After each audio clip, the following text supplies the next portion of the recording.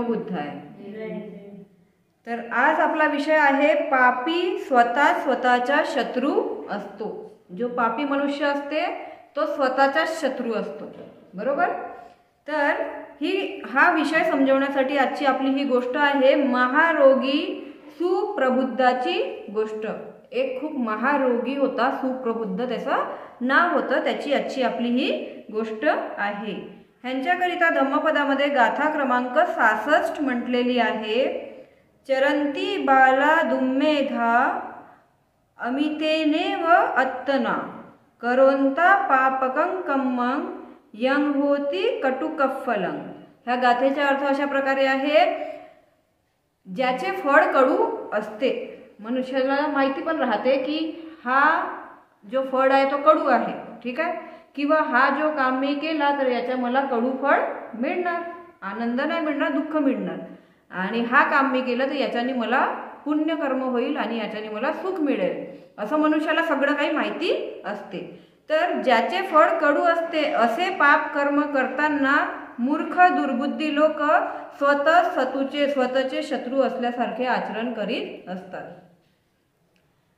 म्हणजे मनुष्याला माहिती असते की हा मी कर्म केला तर ह्या कर्मामुळे मला कडू याचा फळ मिळेल, गोड फळ मिळणार नाही, तरी सुद्धा मनुष्य तो पाप करतो. आणि असा पाप कर्म करताना तो मूर्ख दुर्बुद्धी पुरुष स्वतःचा शत्रू असल्यासारखे आचरण करीत असतो. तर आजची आपली ही गोष्ट आहे महारोगी सुप्रबुद्धाची. जेतवन विहारात फिरत असताना भगवान बुद्धांनी महारोगी सुप्रबुद्धाला उद्देशून ही गाथा म्हटलेली आहे. जेव्हा भगवान बुद्ध जेतवन विहारामध्ये फिरत होते तेव्हा त्यांनी महारोगी सुप्रबुद्धाला उद्देशून ही गाथा म्हटलेली आहे. महारोगी सुप्रबुद्धाची कथा आपल्याला उदानात आढळते. एकदा भगवान बुद्ध राजगृहातील वेडूवनात राहत असताना धम्माचा उपदेश करीत होते. एकदा काय झालं, भगवान बुद्ध राजगृहामध्ये वेडूवनामध्ये जेव्हा राहत होते तर तेव्हा ते धम्माचा उपदेश करत होते. आणि त्यांच्या धम्माचा उपदेश ऐकण्यासाठी हजारोच्या संख्येमध्ये, हजारो पण कमीच होतात, लाखोच्या संख्येमध्ये, हजारोच्या संख्येमध्ये लोक उपस्थित राहायचे तिथे. तर वेडूवनात राहत असताना धम्माचा उपदेश करीत होते. तिथे सुप्रबुद्ध जाऊन वर्तुळाकार वसलेल्या जनसमुदायात सर्वात शेवटच्या ठिकाणी जाऊन बसला. जेव्हा भगवान बुद्ध तिथे धम्माचा उपदेश करत होते तेव्हा हा महारोगी सुप्रबुद्ध तिथे जाऊन वर्तुळाकार बसलेल्या जनसमुदायामध्ये सर्वात शेवटी जाऊन बसला. त्या संबंध जनसमूहाचे विचार आपल्या बोधिदृष्टीने जाणणारे भगवंत स्वतःशीच विचार करू लागले की हा एवढा सारा जनसमुदाय इथे बसलेला आहे, येथे उपस्थित असलेल्यांपैकी सत्याचे आकलन करण्यासाठी कोण समर्थ असला पाहिजे. भगवान बुद्ध विचार करू लागले की इथे एवढे सारे लोक बसलेले आहेत आणि इथे एवढे सारे लोक बसलेल्यांपैकी असा कोण आहे की जो सत्याचे आकलन करण्यासाठी समर्थ आहे. नंतर त्या समुदायात बसलेल्या सुप्रबुद्ध महारोग्याला त्यांनी पाहिले आणि मग भगवान बुद्धांनी नंतर त्या जनसमुदायामध्ये बसलेल्या सुप्रबुद्ध महारोग्याला पाहिले आणि त्याला पाहिल्याबरोबर त्यांनी जाणले की हाच सत्याला ग्रहण करू शकतो. आणि त्याला बघता बरोबर भगवान बुद्धांनी त्या महारोगी सुप्रबुद्धाला बघितलं आणि बघता बरोबर भगवान बुद्धांनी जाणलं की हाच पुरुष सत्याला ग्रहण करू शकते तेवढ्या बसलेल्या लोकांमधून. म्हणून महारोगी सुप्रबुद्धासाठी भगवंतांनी प्रवचन केले आणि हे जाणून मग भगवान बुद्धांनी त्याच्यासाठी प्रवचन केले. तर त्याच्यामध्ये भगवान बुद्धांनी दान, शील आणि स्वर्ग या विषयावर उपदेश दिला. जो त्यांनी धम्मोपदेश केला तो दान, शील आणि स्वर्ग ह्या 3 विषयावर त्यांनी धम्मोपदेश केलं. त्यांनी विषय वासनांचा शूद्रपणा आणि दुष्टपणा स्पष्ट करून सांगितला आणि त्याचबरोबर विषय वासनांचा शूद्रपणा आणि दुष्टपणा काय असते याच्याबद्दल पण पूर्ण स्पष्टीकरण दिले आणि वासनांपासून मुक्त होण्याचा लाभही दाखवून दिला. आणि भगवान बुद्धांनी कुठल्याही प्रकारची वासना असो त्या वासनापासून लांब जर आपण झालो तर त्याच्या किती प्रकारे आपल्याला लाभ होऊ शकते हे सुद्धा तिथे त्या धम्मप्रवचनामध्ये दाखवून दिला. महारोगी सुप्रबुद्धाचे अंतकरण मृदू, लवचिक, बंधमुक्त, प्रमुदित आणि श्रद्धापूर्ण झाल्याचे भगवंतांनी जेव्हा पाहिले आणि भगवान बुद्धांचे प्रवचन, धम्म, उपदेश ऐकून जेव्हा भगवान बुद्धांनी बघितले की हा जो महारोगी सुप्रबुद्ध आहे याचं पूर्ण अंतकरण आता मृदू, लवचिक, बंधनमुक्त, प्रमुदित आणि हा आता श्रद्धापूर्ण झालेला आहे, जेव्हा भगवान बुद्धांनी बघितलं तेव्हा त्यांनी त्याला बुद्धाचा सर्वश्रेष्ठ धम्म सांगितला आणि मग तेव्हा भगवान बुद्धांनी बुद्धांचा सर्वश्रेष्ठ धम्म सांगितला. म्हणजेच सर्वश्रेष्ठ धम्म म्हणजेच दुःख, दुःखाचे कारण, दुःख निरोध आणि दुःख निरोधाचा मार्ग. ठीक आहे. भगवान बुद्धांचा सर्वश्रेष्ठ धम्म काय आहे तर दुःख, ह्या जगामध्ये सगळीकडे दुःख आहे, असा कुणीही नाही आहे की जो दुःखी नाही आहे. सुखी कुणीच दिसणार नाही, सगळेच दुःखी आहेत. आणि दुःख आहे तर दुःखाला कारण सुद्धा आहे. विनाकारणच्या कोणीही दुःखी राहते का नाही. दुःखाला कारण आहे तर दुःखाचा निरोध करता सुद्धा येते आपल्याला. ठीक आहे. आणि दुःख निरोधाचा मार्ग सुद्धा आहे. ठीक आहे. याच्याबद्दल मग भगवान बुद्धांनी उपदेश केला. निष्कलंक असे शुभ्र वस्त्र ज्याप्रमाणे कोणताही रंग धारण करण्यास तयार असते. जसं पांढरा कापड, पांढरे कपडे शुभ्र असतात आणि त्याला आपण कुठलाही कलर दिला तर तो कुठलाही कलर घेण्यासाठी तयार असते. बरोबर. आपण पांढऱ्या कपड्यासोबत लाल कपडा जर भिजवला तर लाल कपड्याचा पूर्ण रंग त्या पांढऱ्या कपड्याला लागून जाणार. तो पांढरा कपडा पूर्ण लाल रंग शोषण करून घेणार. तर भगवान बुद्ध सांगतात निष्कलंक असे शुभ्र वस्त्र ज्याप्रमाणे कोणताही रंग धारण करण्यास तयार असते त्याप्रमाणे महारोगी सुप्रबुद्धाच्या अंतकरणात तो त्या स्थळी बसला असता. ज्याला आरंभ आहे त्याला अंत असलाच पाहिजे हे त्या महारोगी सुप्रबुद्धाला समजू आलं की ज्याही गोष्टीला आरंभ आहे त्या गोष्टीला अंत सुद्धा आहे. मनुष्याचा जन्म झाला तर त्याची मृत्यू होणारच आहे. बरोबर. दुःख आहे तर दुःखाचे कारण आहे, दुःखाचा निरोध आहे आणि दुःख निरोधाचा मार्ग पण आहे. हे सगळं त्याला पूर्ण समजू आलं तिथे बसल्या बसल्याच. या सत्याची शुद्ध आणि निष्कलंक जाणीव त्याला उत्पन्न झाली. त्याला सत्याचा पूर्ण लाभ झाला. सत्याचा मार्ग त्याला पूर्ण मिळाला. सत्य त्यांनी पूर्णपणे ग्रहण करून घेतलं. महारोगी सुप्रबुद्धाने सत्य पाहिले आणि अशा प्रकारे महारोगी सुप्रबुद्धाने भगवान बुद्धांचा धम्म ऐकून त्यांचे उपदेश ऐकून सत्य बघितलं. तो सत्याप्रत पोहोचला. त्याला सत्याचे ज्ञान झाले आणि अशा प्रकारे त्या महारोगी सुप्रबुद्धाला पूर्णपणे सत्याचे ज्ञान झाले. तो सत्यात निमग्न झाला. तो संदेहाच्या पलीकडे गेला. म्हणजे आता त्याला तो सत्यामध्येच मग्न झाला आणि आता त्याला कुठलाही संदेह राहिला नाही.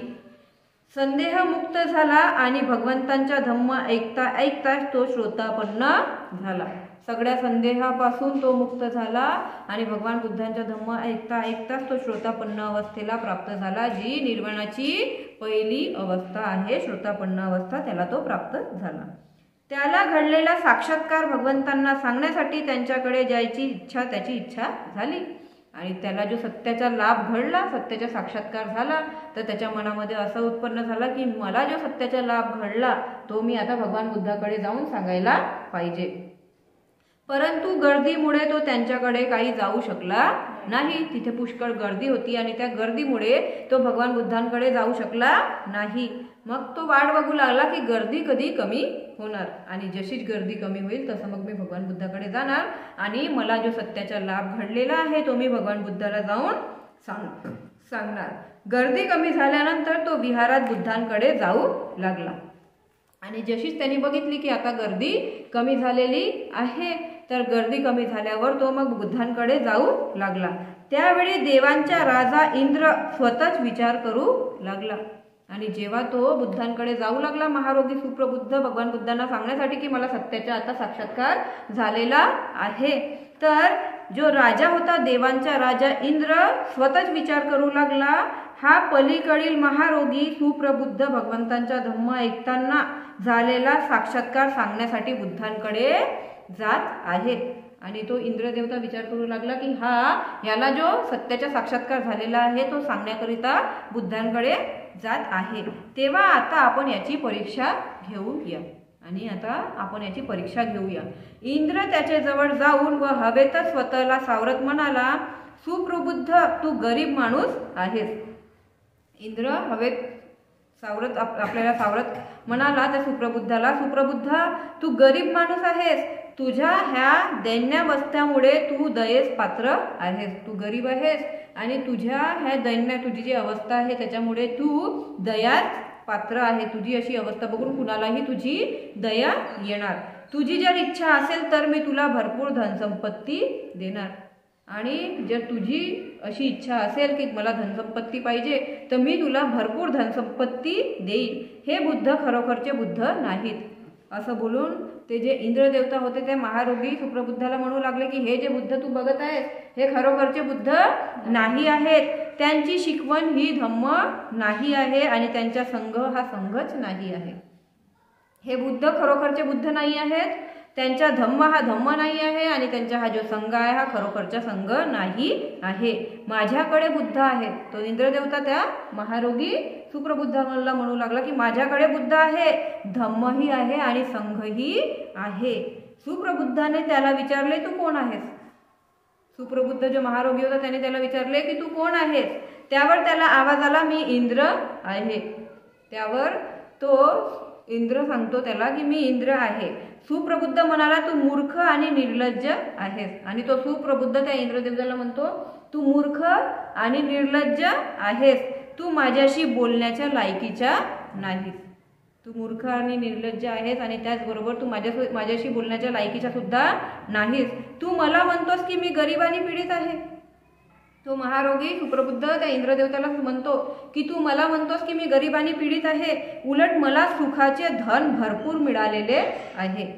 आणि अशा प्रकारे तो सुप्रबुद्ध सांगतो मी गरीब आणि पीडित नाही आहे, मला उलट सुखाचे धन भरपूर मिळालेले आहे. सन्माननीय श्रीमंतीचे 7 गोडाऊन माझ्याकडे भरलेले आहेत. तो सुप्रबुद्ध त्यांना सांगतो इंद्रदेवताला की सन्माननीय श्रीमंतीचे 7 गोडाऊन माझ्याकडे भरलेले आहेत आणि ज्याच्याकडे हे 7 गोडाऊन भरलेले असतात त्याला बुद्ध गरीब समजत नाहीत. आणि ज्याही व्यक्तीकडे हे 7 गोडाऊन भरलेले असतात त्याला बुद्ध कधीही गरीब समजत नाहीत. सुप्रबुद्धाच्या तोंडून इंद्राने जेव्हा हे ऐकले तेव्हा त्याला रस्त्यातच सोडून स्वतः बुद्धाकडे गेला व सुप्रबुद्धाबरोबर झालेले संभाषण बुद्धांना सांगितले. सुप्रबुद्धाच्या तोंडातून जेव्हा इंद्राने हे सगळं ऐकले तेव्हा त्याला रस्त्यातच सोडलं. कुणी इंद्रदेवतांनी त्या सुप्रबुद्धाला रस्त्यातच सोडला आणि स्वतः ते बुद्धाकडे गेले व सुप्रबुद्धाबरोबर झालेले संभाषण की मी सुप्रबुद्धाची परीक्षा घेतली, मी त्याला अशा प्रकारे लालच दिला आणि त्याचे असे असे जवाब होते, असे असे उत्तर होते, हे सगळं त्या इंद्रांनी कुणाला सांगितलं, भगवान बुद्धांना सांगितलं. तेव्हा बुद्ध त्याला म्हणाले इंद्रा हे शक्य नाही. भगवान बुद्ध त्याला म्हणतात इंद्राला, इंद्रा हे शक्य नाही. तू सोन्याचे 100 किंवा हजारो नाणी जरी त्याला दिले, भगवान बुद्ध त्या इंद्रदेवताला म्हणतात की तू सोन्याचे 100 किंवा हजारो नाणी जरी त्या सुप्रबुद्ध महारोगीला दिले तरी तो सुप्रबुद्धाचे मन वळवू शकणार नाही. तरी सुद्धा तू सुप्रबुद्धाचे मन वळवू शकणार नाहीस. असे बुद्ध कुणाला म्हणतात, इंद्र देवताला म्हणतात. थोड्याच वेळात सुप्रबुद्ध बुद्धांकडे आला आणि त्यांचे हे संभाषण झालं. त्यानंतर थोड्याच वेळात सुप्रबुद्ध बुद्धाकडे आला. बुद्धांनी त्याला बसायला सांगितले. बसल्यानंतर सुप्रबुद्धाने घडलेल्या साक्षात्काराची माहिती बुद्धांना दिली आणि भगवान बुद्धांनी मग त्याला बसायला सांगितलं. आणि जसाच सुप्रबुद्ध बसला तर त्यांनी त्याला जे घडलेला साक्षात्कार आहे त्याची संपूर्ण माहिती त्यांनी भगवान बुद्धांना दिली आणि म्हणाला सर्वोत्तम हे भगवान सर्वोत्तम. भगवान बुद्धाला म्हणतो सर्वोत्तम हे भगवान सर्वोत्तम. ज्याप्रमाणे पतिताला वर उचलावे, लपलेल्याला शोधून काढावे. म्हणजे ज्याप्रमाणे पतिताला वर उचलावे, जमिनीमध्ये किंवा आतमध्ये दबलेली वस्तू तिला वर उचलावे, लपलेल्याला शोधून काढावे. एखादी लपलेली वस्तू आहे किंवा एखादा लपलेला आहे काही, तो शोधून काढावे. गांगरून गेल्यावर मार्ग दाखवावा आणि ज्यांना पाहण्याची इच्छा आहे त्यांना साकार पदार्थ पाहता येईल असे सांगून अंधारात प्रकाश दाखवावा. असे सांगून अंधारात प्रकाश दाखवावा, त्याप्रमाणे भगवंतांनी निरनिराळ्या पद्धतीने सत्याचे विवरण केले. असा सुप्रबुद्ध कुणाला म्हणतो? भगवान बुद्धाला म्हणतो. भगवान मी देखील बुद्ध, धम्म आणि संघ याला शरण आलो आहे. आणि तो महारोगी सुप्रबुद्ध भगवान बुद्धाला म्हणतो, भगवान मी सुद्धा बुद्ध, धम्म आणि संघाला, ह्या त्रिशरणाला मी शरण आलेलो आहे. या क्षणापासून आयुष्याच्या अंतापर्यंत, आतापासून आयुष्य संपेपर्यंत, अंतापर्यंत आपला शरणागत उपासक म्हणून मी भगवंतांनी माझा स्वीकार करावा. मी मरेपर्यंत, माझ्या अंतापर्यंत आपला शरणागत उपासक म्हणून भगवंतांनी माझा स्वीकार करावा, असं कोण म्हणतो? महारोगी सुप्रबुद्ध भगवान बुद्धांना म्हणतो. नंतर भगवंतांच्या पवित्र वाणीने चैतन्ययुक्त, सिद्ध आणि जागृत झालेल्या व समाधान पावलेल्या महारोगी सुप्रबुद्धाने भगवंतांच्या उपदेशाचे स्तुतीपूर्वक स्वागत करून त्यांचे आभार मानले. आणि मग त्या सुप्रबुद्धाने भगवंतांचे स्तुतीपूर्वक स्वागत केले आणि भगवान बुद्धांचे त्यांनी आभार मानले. आणि आपल्या जागेवरून उठून भगवंतांना वंदन करून तो तिथून निघून गेला. आपल्या जागेवरून उठला, भगवंतांना वंदन केलं आणि तो तिथून निघून गेला. दुर्दैवाची गोष्ट ही की तो फार दूर जात नाही. तोच एका कालवडाने महारोगी सुप्रबुद्धाला खाली पाडले आणि शिंगाने भोसकून ठार केले. दुर्दैवाची गोष्ट ही की तो फार दूर जात नाही. तो बुद्ध विहारापासून फार दूर गेला नाही आणि एका कालवडाने महारोगी सुप्रबुद्धाला खाली पाडले. एखादा कालवड म्हणजे एखादा प्राणी पक्षी वगैरे असेल, त्याने काय केलं? सुप्रबुद्ध महारोगी सुप्रबुद्धाला खाली पाडले आणि आपल्या शिंगांनी भोसकून ठार केले. त्या प्राण्याने महारोगी सुप्रबुद्धाला खाली पाडले आणि आपल्या शिंगाने भोसकून त्याला ठार केले. असे सांगितले जाते की तो कालवड म्हणजे एक भूतनी होती. असे सांगितले गेले आहे की तो जो कालवड होता, प्राणी पक्षी जोही कोणी असेल, तर तो एक भूतनी होती, जिच्या शीर पूर्वजन्मांमध्ये तिने गायीच्या रूपात जन्म घेतला होता. जिच्या शीर पूर्वजन्मामध्ये तिने गायीच्या रूपामध्ये तिचा जन्म घेतला होता. त्या गायीने 4 तरुण मारले होते. आणि त्या गायीनेच किती? 4 तरुण मारले होते पूर्वजन्मी. ठीक आहे, पूर्वजन्मी. आणि ह्या सुप्रबुद्धाला जिने मारलं ती एक भूतनी होती म्हणतात. ती कालवड भूतनी होती. तर तेव्हा पूर्वजन्मामध्ये त्या गायीने 4 लोकांना मारले होते, 4 तरुणांना. तर पहिला होता एक विद्वान पुक्कुसाती. त्याचं नाव होता. दुसरा होता बाह्य दारुचिरीय. तिसरा होता तंबद्धिका, एक हद्दपार केलेला चोर. तिसरा होता तंबद्धिका, म्हणजे त्याने खूप चोरी केली होती. आणि चौथा होता सुप्रबुद्ध महारोगी. अशा 4 लोकांना तिने मारलं होतं. त्या कालवडाने ठार केलेल्या सुप्रबुद्धाची अशी अवस्था बघून संध्याकाळी भिक्खूंनी भगवंतास विचारले. आणि त्याची अशी अवस्था बघून, कारण त्याला मुक्तीची अवस्था प्राप्त झाली होती, निर्वाणाची पहिली अवस्था प्राप्त झाली होती त्याला, श्रोतापन्न अवस्था, तरी सुद्धा तो विहाराकडून घरी जाता त्याची अशी कशी मृत्यू झाली. तर भिक्खूंमध्ये ही चर्चा होऊ लागली. मग भिक्खूंनी कुणाला विचारलं? भगवंतांना विचारले. भन्ते, आता सुप्रबुद्धाला कोणती गती प्राप्त झाली आणि तो कुष्ठरोगी का झाला? आणि त्या बाकीच्या भिक्खूंनी भगवान बुद्धांना विचारलं की आता तर त्याची मृत्यू झाली, परंतु आता त्याला कोणती गती प्राप्त झाली? दुर्गती की सुगती प्राप्त झाली आणि तो कुष्ठरोगी का झाला? तथागतांनी सांगितले, सुप्रबुद्ध तावंतीस भवनामध्ये जन्माला आलेला आहे. तावंतीस देवतालोक, सुप्रबुद्ध तावंतीस देवतालोकामध्ये जन्माला आलेला आहे. पुढे बुद्ध म्हणाले, भिक्खूंनो, पूर्वीच्या जन्मी तगरशिकी नामक प्रत्येक बुद्धाची तो घृणा करीत असे. आणि हा जो महारोगी सुप्रबुद्ध होता, याचा जेव्हा पूर्वजन्म झाला होता, तर पूर्वीच्या जन्मी जेव्हा तगरशिकी बुद्ध होते, तगरशिकी नामक प्रत्येक बुद्धाची तो काय करत होता? घृणा करीत होता. कोण? हा महारोगी सुप्रबुद्ध आपल्या पूर्वजन्मी त्यांची घृणा करीत होता. हा कोण महारोगी जात आहे असे म्हणून तो त्यांच्या अंगावर थुकत असे. आणि जेव्हा बुद्ध जात होते तर हा महारोगी सुप्रबुद्ध हा कोण महारोगी जात आहे म्हणायचा आणि त्यांच्या अंगावर थुकायचा. त्या बुद्धांची खूप अतिशय घृणा करायचा आपल्या पूर्वजन्मीमध्ये, असे म्हणून तो त्यांच्या अंगावर थुकत असे. त्या पाप कर्मामुळे तो बरेच दिवस नरकात राहिला आणि एवढा मोठा त्यांनी पाप कर्म केला आणि ह्या पाप कर्मामुळेच तो खूप दिवसापर्यंत नरकामध्ये राहिला व पुढे तो महारोगी झाला. आणि म्हणून पुढे तो महारोगी म्हणजे त्याला खूप सारे रोग होते, असा तो रोगी झाला. भिक्खूंनो, असे प्राणी आपण स्वतःसाठी कटुफळे देणारी कर्मे करीत असतात. आपल्याला माहिती असते की हे बुद्ध आहेत, आपल्याला नाही आवडत तर नाही आवडत, पण थुंकायलाच नाही पाहिजे ना आणि काही बोलायला पण नाही पाहिजे. जर त्याने काही केलं नसतं तर असं अशी त्याला दुर्गती प्राप्त झाली नसती. तर भगवान म्हणतात, भिक्खूंनो, असे प्राणी आपणच स्वतःसाठी कटुफळे देणारी कर्मे करीत असतात. त्यांना माहिती राहते की हा कर्म केल्यामुळे ह्या कर्माच्या मला कडू फळ मिळणार आहे. सगळ्यांना माहिती राहते. आपण एखादी चोरी केली तर चोरी केल्याच्या खूप चांगला फळ मिळते का आपल्याला?